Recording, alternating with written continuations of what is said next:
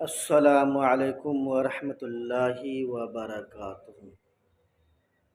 الحمد للہ رب العالمین والصلاة والسلام علی سید الانبیاء والمرسلین وعلی آلہ واصحابہ اجمعین۔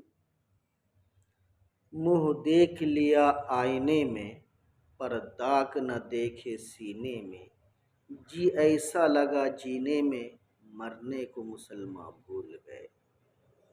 حضرات سامعین، شیخ سعدی رحمۃ اللہ علیہ کا قول ہے کہ تم کس دنیا پر فخر کرتے ہو جس کا بہترین مشروب مکھی کا تھوک یعنی شہد ہے اور بہترین لباس کیڑے کا تھوک یعنی ریشم ہے۔